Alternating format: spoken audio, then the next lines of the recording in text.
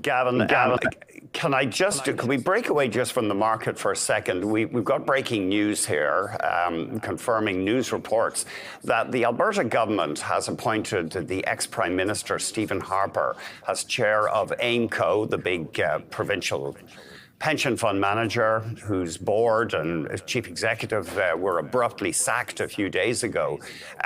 Start off with, as a money manager, I mean, we've heard concerns expressed about the whole governance thing here, that they just came in and fired everybody.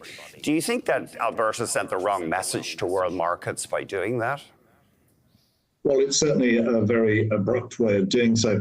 It's not to say that you haven't seen actual departures from other major government-backed pension funds in Canada over the last few years, one or two come to mind, if the performance has been unsatisfactory. And I don't think there was much debate about the fact that both the expenses at AIMCo and the performance of some portions of that had not been particularly good.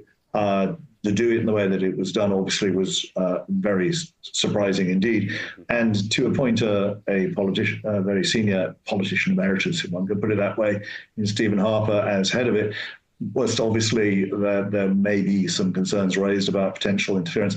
However, one would think that you'd have to believe that anyone who's appointed to the board will be attempting to do the best thing for the various pensioners, the people who are dependent on AIMCo's investments for their longer-term financial security. And any government that is going to try to interfere too much will obviously run the risk of a big backlash in the event that that leads to suboptimal returns.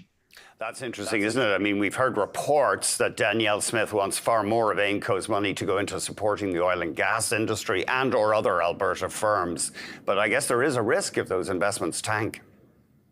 Indeed, and we're seeing the same thing over here in the UK, where the Labour government has been looking to Canada and saying we want to, firstly, make the pension funds bigger so they're more efficient and their costs come down. But secondly, we want to encourage them to invest in strategic industries. And there's been a fair amount of pushback saying the governments in general have not been very good at picking winners in terms of picking sectors and the like.